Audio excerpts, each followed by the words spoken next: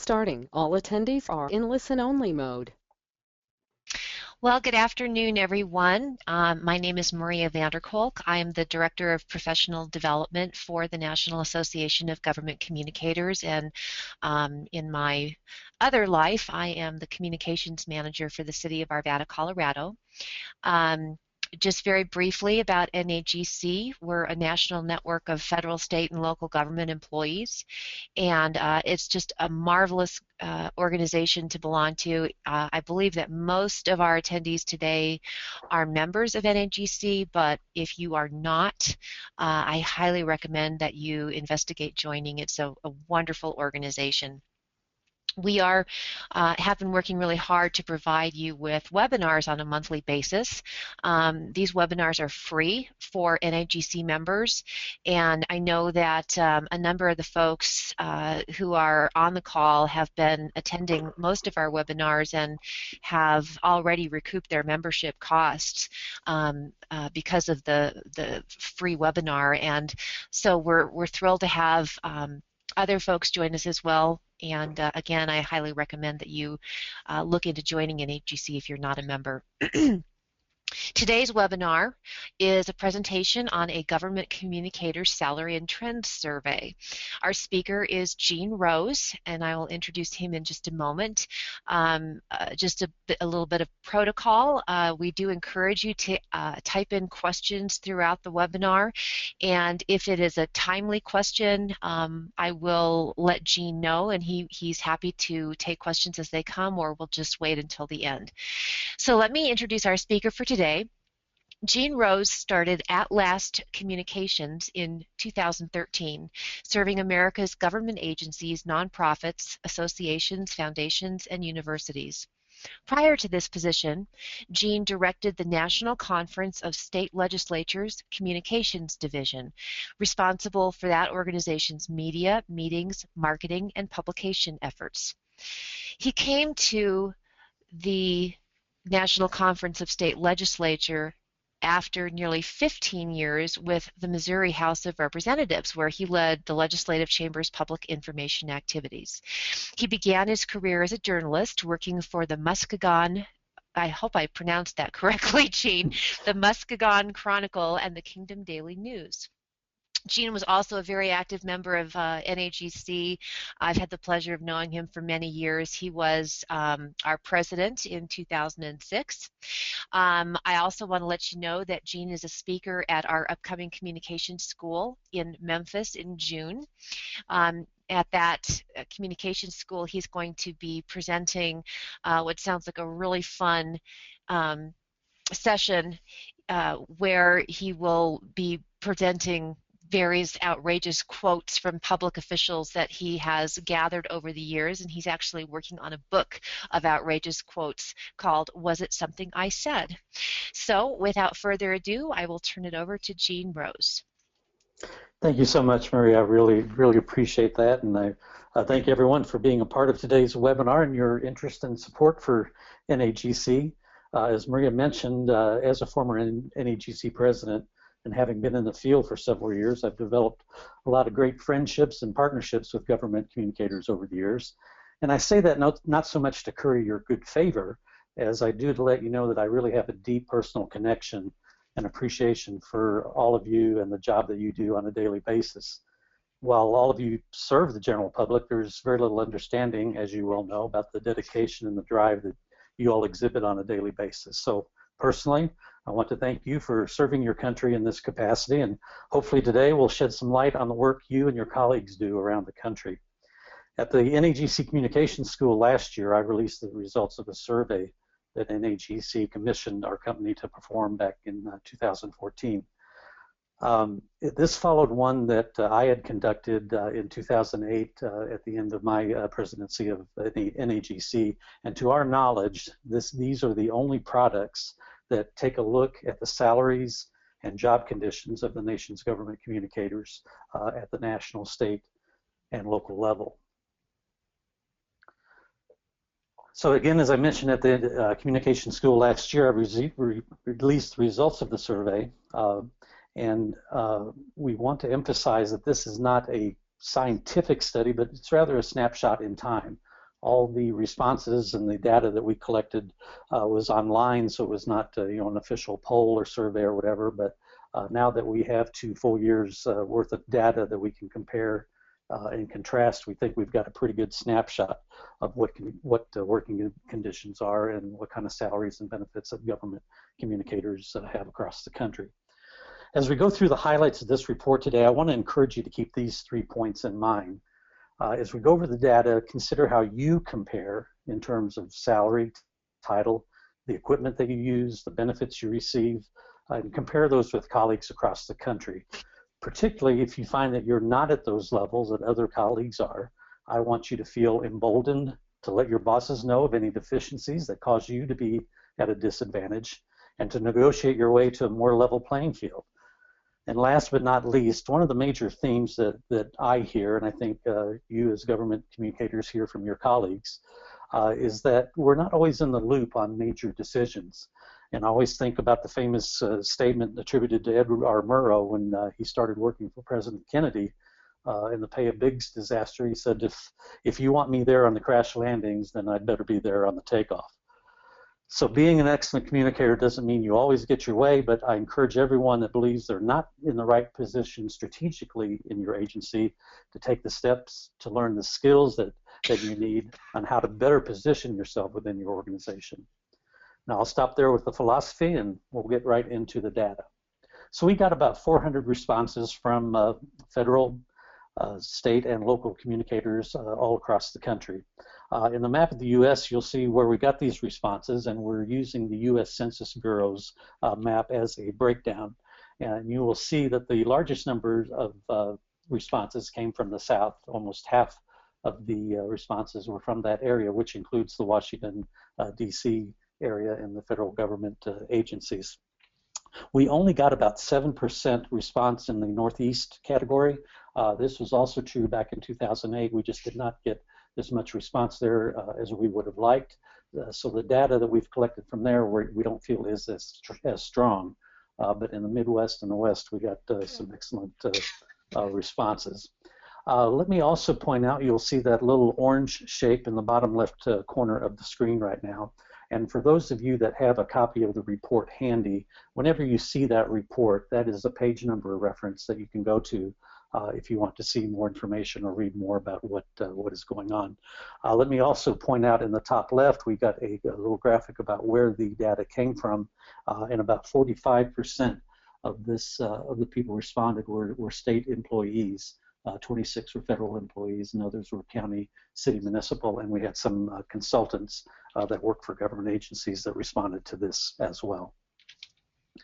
So how do we categorize the classic government communicator? Well, based on the data that we have, typically she's a woman in her early 40s who puts in 40 to 50 hours a week and has been in a position for about 10 years, making somewhere between $45,000 and $75,000 per year, and believes that she should be earning a little bit more for what she does. Typically, she's got 1 or 2 coworkers in the office. She's constantly worried about the budget and about losing staff. And as we'll see later, chances are she's thinking about leaving her job as she nears the age of 50.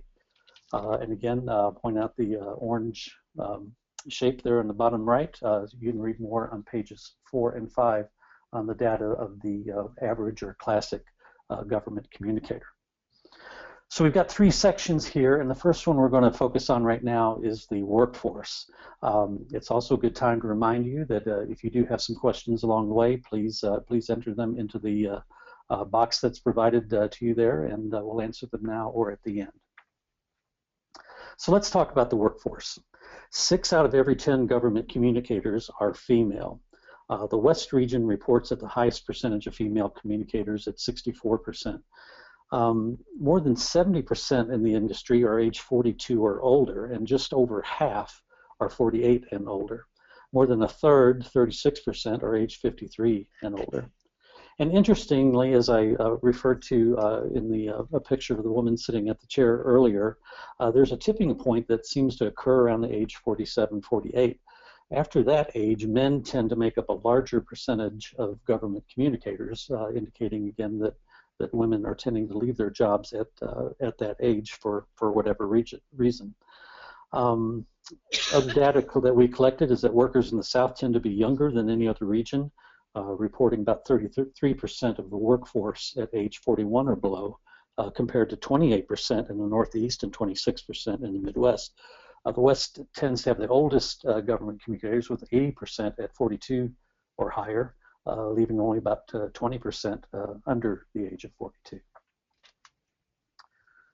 We asked people what kind of degrees they had. In 2014, 88% reported having a bachelor's degree or higher, compared to about 91% in 2008, so relatively stable.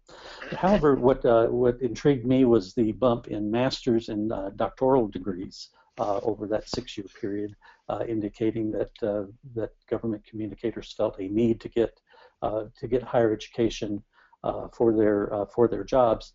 The other interesting jump to me is that the some college and high school categories there seem to jump, particularly those with some college and less on high school. So it appears that government agencies along the way are actually hiring people while they are still in college a little bit more. And back in 2008, even some high school people were actually being asked to be part of the workforce. So again, we're seeing an increase here in the demands by government agencies to have at least a bachelor's degree, and we're seeing that there's a lot more demand for even higher degrees as well.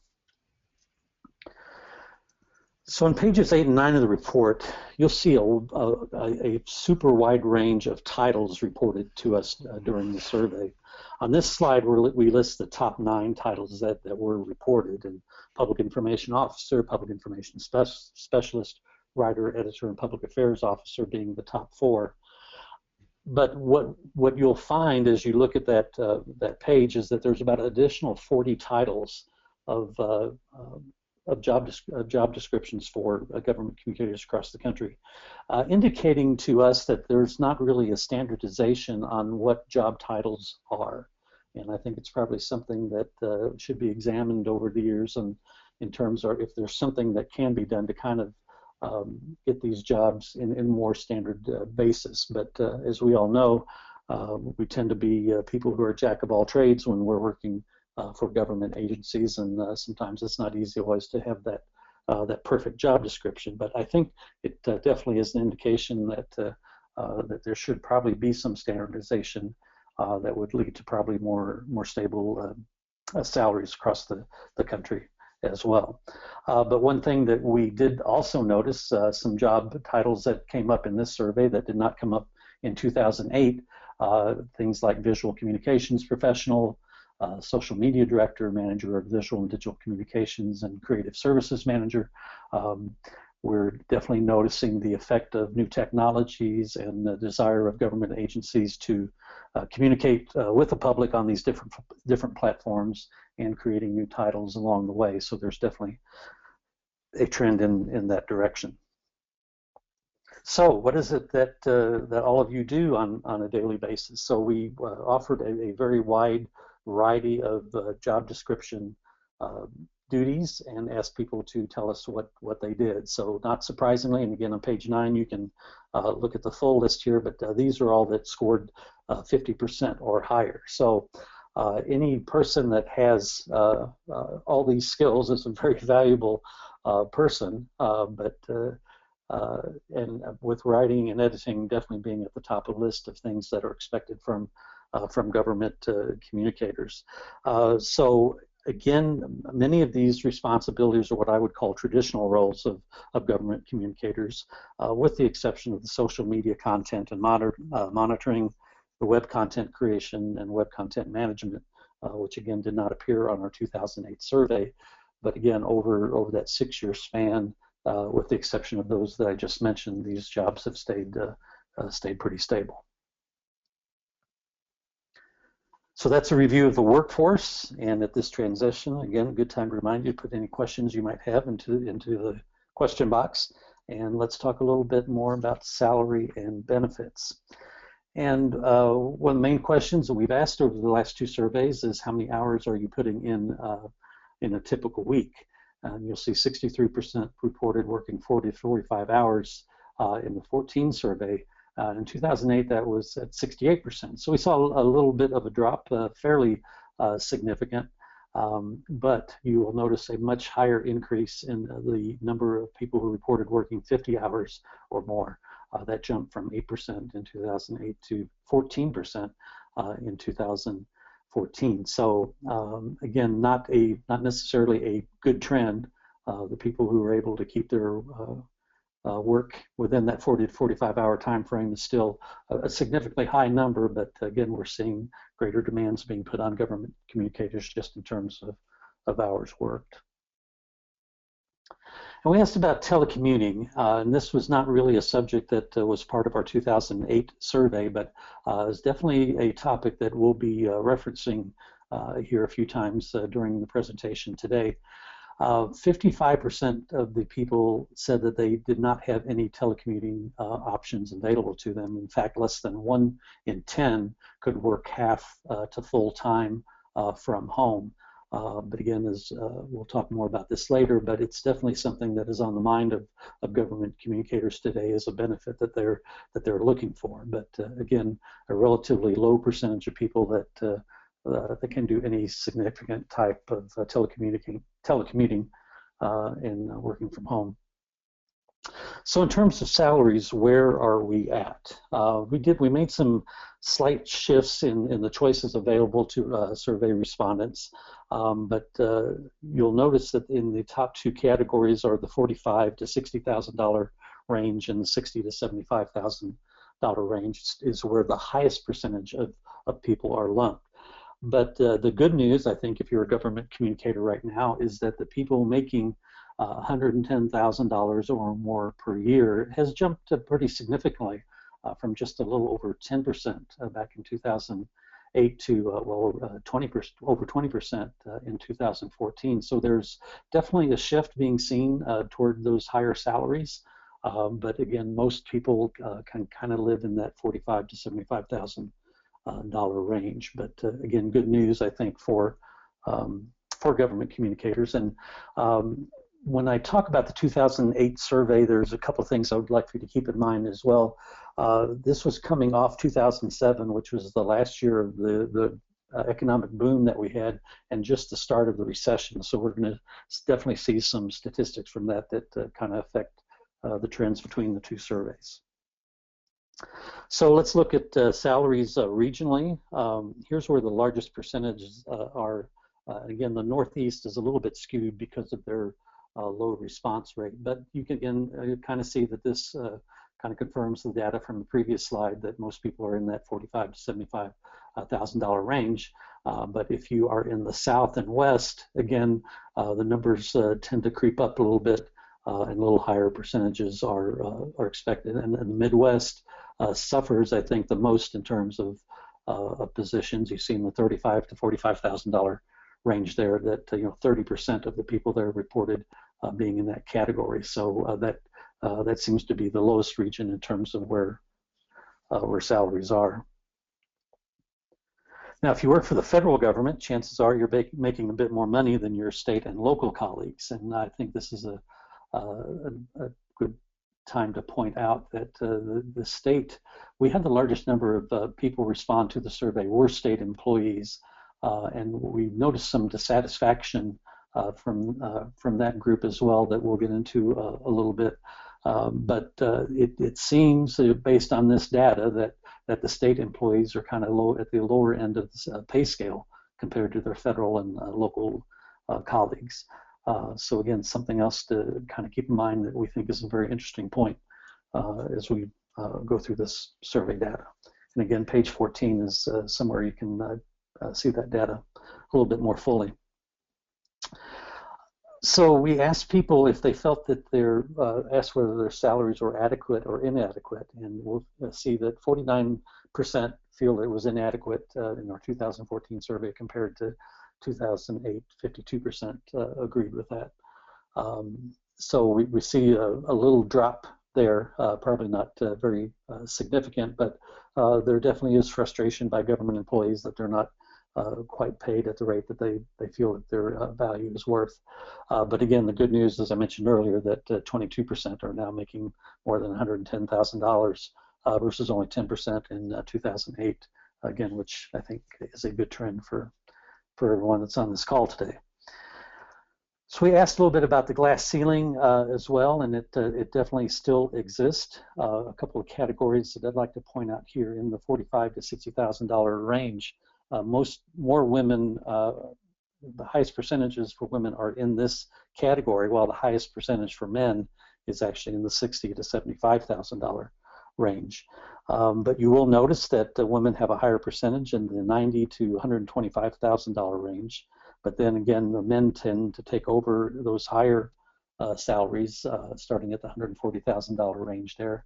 And again, I think there's some correlation between this data that men are tending to stay in their jobs longer, which may account for this, may account for that higher salary. But there's definitely still a glass ceiling issue that needs to be addressed. So these numbers may be a little bit harder to read. They're a little bit smaller, but what we wanted to do is try to make some judgments based on titles. As I mentioned earlier, there's not consistency across the country in terms of exactly what job titles are. But the people that held these 6 job titles, Communications Director, Public Affairs Officer, Public Information Specialist, Writer-Editor, Public Information Officer, and Strategic Communications, we had enough data on those that we felt that we can make some judgments about where people tend to be. So again, if you hold one of these titles, I think you can look there and see where you are, whether you're in the mid-range, where the blue boxes kind of highlight where the highest percentages are, or if you're below that. And again, I think you can make a good case to your superiors that you've got some data here that shows that you're worth a little bit more. So again, I think we would love to see more job titles that we could make these kind of assumptions on, but because of the wide range of job titles that are out there, we just can't make those judgments at this point. But if you hold one of these titles, I think this is good information for you to work with. We've asked about raises, and in 2008, 91% of people expected a raise. And again, that was coming off the fiscal year when everything was going pretty well. And obviously, things are still in a state of flux right now. But still, 50% of the people expected that they would get a raise. That they got a raise, I'm sorry, in 2013-14, and 50% of them expected a raise the following year as well. So hopefully half of you that are on this call today did get that raise last year, and it'll be interesting to see what happens in the years ahead as the economy seems to be going in the right direction. So there's a wide variety of job benefits for government communicators across the country, and so we try to get people to tell us where the pluses and minuses are. And we definitely saw a minus in agencies offering on-site child care, providing child care credits, partial dental care, employee contribution to life insurance, and a thing called longevity and stability pay, which I think, again, is that you see primarily in the federal government. But then respondents reported to us that there are things that were added to them that they liked, where some people are actually getting credits for commuting to work. The full dental care packages seem to replace partial dental care packages. Full health care is something that they've received. Health savings accounts are tending to be more popular, and even IRA contributions are being part of the benefit plans for government employees. So you see parking credits there, retirement plans, but definitely commuting back and forth to work seems to at least be a negotiating point that people can have with their agencies. So what kind of benefits do people want that they don't really have right now? And as I mentioned earlier, telecommuting is very, very high on the list, and it scored pretty overwhelmingly. We did provide people some options here, and then asked people to write in any other things, but obviously telecommuting is very high on everyone's list, and being able to work out, to have a healthy lifestyle, to have a gym, or at least have access to a gym, was something else that people are starting to feel is a quality of life issue that they would like to have as part of their benefits.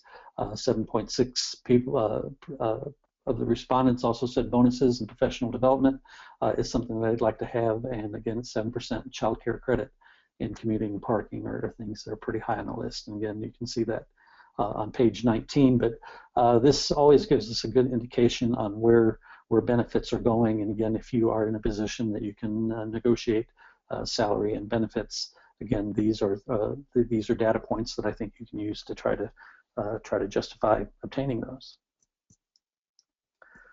So that concludes our salary and benefits section, and now let's go on to the trends and changes in your jobs. And again, I'll encourage anyone that has any questions to submit those in the box on your computer. So what kind of changes are we seeing in government communicators across the country? We asked people in the last in both these surveys if their agency understands what public relations means and what public relations really is all about. And you'll see that 65% of the people agreed that their agency understood PR, and it jumped up to 74% in this last survey. So I think, again, that's a very healthy indication that more government agencies are realizing just how critical it is to communicate with the public.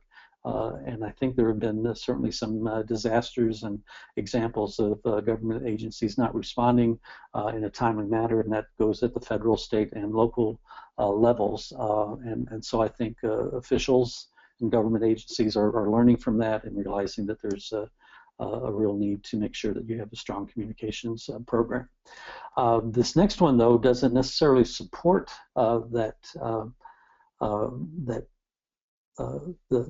prior information, but I think is an indication of it's kind of a reflection of that quote that I used from Edward R. Murrow earlier, that PR people, I mean government agency, government communicators, do not feel that they really have a seat at the table right now. So while they believe that their agency is understanding PR better, they still haven't necessarily brought them to the table. Again, 60% felt they had a seat at the table in 2008, and only 56% said they did this year. So again, I think the recognition is there, but it's not necessarily that they're in the right position making those, being part of the discussions before the plane takes off. Again, another healthy trend, I think, is that back in 2008, 81% said that their agency's website needed a lot of help, and that was down to 64% now. While that's still a majority, at least it is a trend in the right direction. But as we transition to this time where websites are taking on different meanings and websites are being produced in order to be responsive to smartphones and things like that, it's definitely something that people are paying greater attention to. Surprisingly, 13% of the government of the respondents said that their government agency was not using social media, but that means that 87% are, which is good, but still kind of surprising in this day and age that we would have a percentage like that not using social media.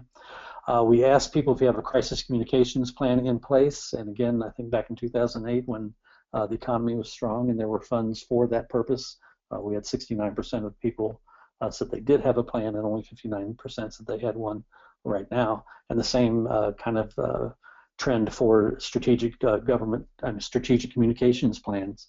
56% reported having one in 2008, and only 49% in 2014. So again, I think that the economy really cut off those type of things that people felt that they could afford back when the economy was good, but maybe we're seeing a trend in direction to get back to that.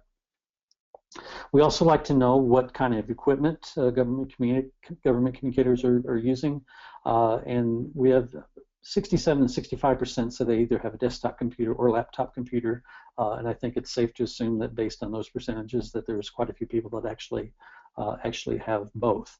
24%, about 1 in 4, say they have some sort of tablet that they use as a part of their job, and 50% report having smartphones and digital cameras that are, again, part of their tools, part of what their government agency gives to them to work. So again, if you're someone that does not have that equipment, I think you make a good case that this is a pretty standard equipment for people across the country.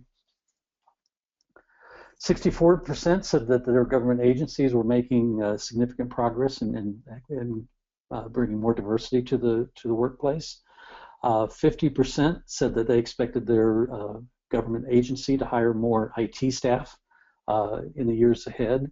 And actually, they felt that even 52% felt that other agencies within their government entity would be having increased department hirings.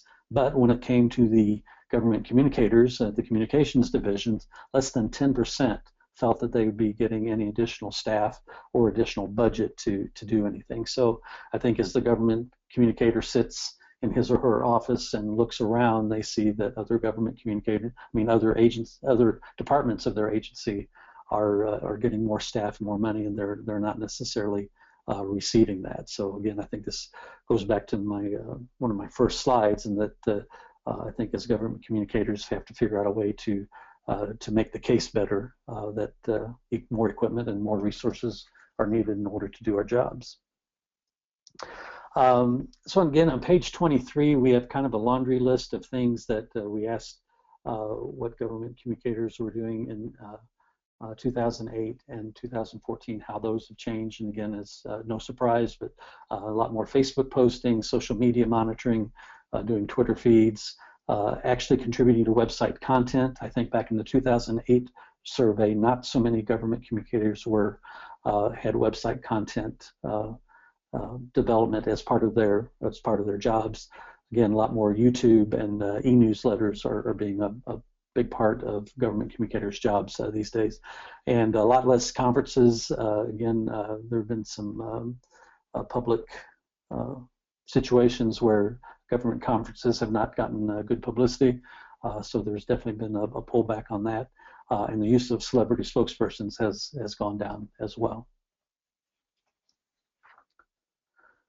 The other things that have gone up, consumer surveys is definitely something. Again, I think this is reflection that that government agencies are taking a little better look at what the public needs and what the public wants and expects. So they're a lot more interested in finding out what the consumer thinks. Media databases are also up, even though that we see the media is across the country in terms of newspapers, at least, are declining, and the number of reporters, particularly experienced reporters, are declining. The media is still one of the best ways to try to get messages out to the people. We actually are seeing a little drop in graphic design, use of advertising, writing and editing, and photography. So that's something that is a little bit troubling, I think. But again, I think our next survey will kind of see where that heads.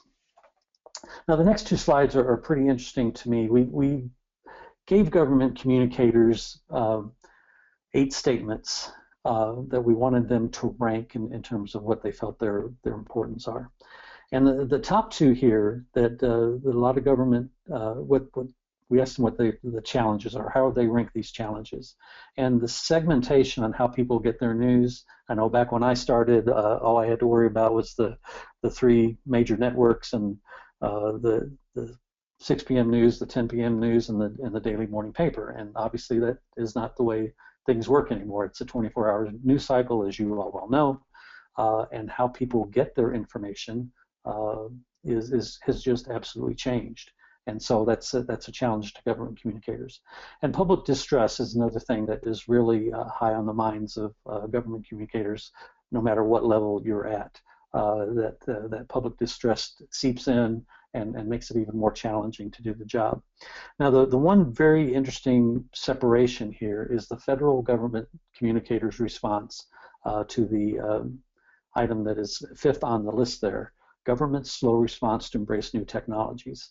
That was the #1 concern of federal communicators, and you can see for the state, city, county communicators, it ranked 5th out of 8 on these statements. But a lot of frustration, and it showed up in the comments that we received at the end of the survey as well, that federal communicators are just absolutely frustrated that they can't adopt new technologies quicker, that there seems to be roadblocks and hurdles and approval processes that they have to go to, and they can't really jump on on the new technology. And even once they get the new technology, there seems to be approval processes that tend to stymie their ability to use those. So that was a very revealing point for us in this survey.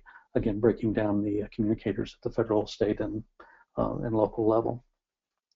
So we also asked our respondents to rank 8 different opportunities that government communicators had, and again, the top 3 fell very pretty consistently across the board. That we needed to create a strategic communications plan. We need to give government communicators more authority to provide rapid response and to be more active in social media. So I think those are the top 3 opportunities that the government communicators across the country, again, no matter what level that you are at, need to be addressed. So again, at the end of the survey, we asked people to kind of give us their own words on how they feel about their jobs and what they would like to see changed. And the concerns that really came up, and again, if you look at pages 26 through 31, there's a more detailed listing. We actually pull quotes from people to kind of express where the frustrations are. People are worried about the profession and how it's being viewed within the government agencies and government departments. They're worried about funding. They're worried that the right messages aren't getting out. They're worried about whether management truly understands the role of public information, the number of staff, again, government distrust and apathy, the responsiveness using social media and adopting new technology, and concerns about even the media and how that role has changed and how we're having to react to that. So those are kind of the challenges that people put in their own words to us, and those are the ones that rank pretty high. And so when we asked what you like about your job, well, we took everyone's comments. We created this word cloud to try to see what words really popped up there. And you see words like people and appreciated and residents and media and information and the word good and people. So I think this was a very satisfying thing, because what we found as we went through the comments, that the government communicators really enjoy their job. They really feel that they're doing an important thing to help the public. They're there to serve the public, and they're there to be the voice of government, and to try to get people to understand that the work that they are doing is important, that the work that their government agencies are doing is important. So it's very satisfying, and again, I think the last quote there was something that, I get to work for my country. How great is that? So I think it really was a reflection on what they do, and again, my personal appreciation for all of you for what you do. So before we turn this back over to Maria and see if we have any questions to go, I encourage you all to contact me if you have any questions about this. I hope this information has been useful to you. I would love to talk to you about any strategic planning, media relations, or public outreach needs that you might have. You might also have some questions about your particular job and how it did on the survey. So I encourage you to contact me by phone or email there, and be glad to respond to your questions and see what kind of help I can be. So again, I hope I see many of you at the Communications School in Memphis this June, and we'll turn it back over to Maria. Well, thanks, Gene. And I definitely would encourage all of our attendees to type in questions if you have any. Take advantage of having Gene on the phone with us now as opposed to emailing him later. I had a couple of questions though, Gene, and you may have covered this and I kind of missed it, but how did you distribute or disseminate this survey nationwide? How did you get it out there? Yeah, well, we used NAGC as the primary point to send it out to government communicators, and then we went out and we identified another 1,000 government communicators as well. So I think there was about 2,000 emails that went out. It was just as simply as SurveyMonkey tool that we used, and got 400 responses, which was a pretty good percentage, I think. Yeah, that is very good. I think it's unfortunate that the Northeast you didn't have as much participation, but I was curious if those folks in Washington, D.C., are they considered the South? I Right. wasn't, so, okay, so they're part of that demographic, because I would think that there would be a big concentration of respondents from the D.C. area. Exactly. Yeah, and we really worked hard to try to get more Northeast respondents this year. And then again, there's something going on there because both surveys kind of had that same response rate. So next time we do this, we'll try even harder. Right. Well, one question is, what are government communicators saying about the need for professional development? That's a good question because it's I think it ranked like fourth on that list of benefits that people said they wanted more of. And in the people that we've talked to, and I've done a couple other focus group had a couple of the focus group opportunities with some government communicators following this, and what we're hearing is that typically government communicators have the ability to pick and choose conferences that they can go to learn more about what's going on, and they're not always sure where those opportunities lay. And I think NAGC is definitely its communication school is one that definitely should be at the top of everyone's list. But I think as the demands grow, and again as the number of titles that government communicators have and the different responsibilities they have, I think there's a real need for that, for that networking with everyone to really understand what the benefit is of learning from each other. And again, I think NAGC's communication school is just a really terrific place to do that. But there is a definite need and desire, based on the comments and the survey data that we collected, that people want more professional development, but they're not sure exactly what it is that they need. Well, and things just continue to change so rapidly and so dramatically, and for us to try to stay on top of all of the trends is virtually impossible. Exactly, and I think it's one of those things where and I have clients the same way that come and say, oh gosh, I hear this is happening and I want to be a part of it. I'll use right now the real hot technology trend thing is Meerkat. It's a kind of a video. It's a way to use video via Twitter. And the South by Southwest conference in Austin, Texas, that recently that's going on now. This has become a big topic of discussion there. So now there's all this interest in a technology that really has literally just been around for a little while. So how do government communicators react to something like this? Do you immediately jump into it? And again, I think this is a frustration for the federal government communicators, is that, okay, well, they look at this and they see that this is something that could help us, but it's going to take us a year or whatever in order to get it implemented. So this is definitely a good case, and I think your point is well taken, Maria, that it's hard to stay on top of everything, and that's why I think constant professional development is really needed and wanted. Another question that came in is, are virtual conferences becoming more important? We didn't get a lot of data on that. I don't think we asked a lot of questions on that, but I will say anecdotally that there's two trains of thought on that, and one, the virtual is promoted and people like it, and webinars like this are a really good example, is that you can get some training, you can learn something in a short amount of time and not really have to leave your desk. The one thing though that every conference survey that comes back, the number one thing that people like about it is networking. And so you get a lot of energy, you get a lot of benefit from being with people and really finding out that you're not all alone in the universe, so to speak, that there are other people across the country that share your desires, share your challenges, share your opportunities.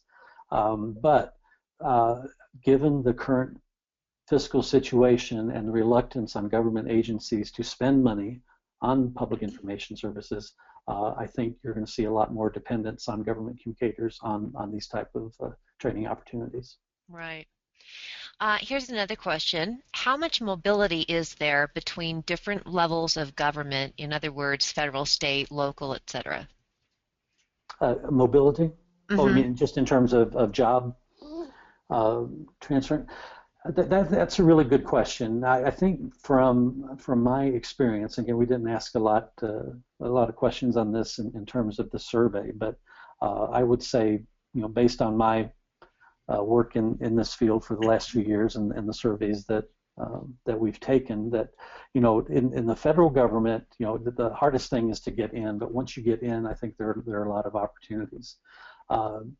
If you're working for a city or state, particularly if you're in a state government, you live in the state capital that maybe is not a metropolitan area, there aren't a lot of opportunities other than those positions there. So those tend to be more tightly controlled. So I would say it's less about mobility moving from a level of government to another as much as it is for the opportunities in the region that you live. And I would say that in the South and the West particularly, that there are a lot more probably opportunities for people to move around and to look at different opportunities than there are in the Northeast and the Midwest right now. All right, next question. Does the increase in women in the 40 to 49 age range reflect women re-entering the workforce as well as the lower salaries? I think that's a very good question, and probably something that we should ask some additional questions on next time we do this survey. What in the public relations field right now, I think the statistics are like 3 out of every 4 positions for like public relations agencies, public information officers, corporate positions, things like that. It's almost 75% women. And so for the government statistics that we've been gathering, that it's between 63% are women right now, kind of indicate to me anyway that the women are there, that they're entering at the same age men are, but departing earlier than men are. Now I don't really have any data to back that up, but I think that's an excellent question that we probably should look at next time we do the survey.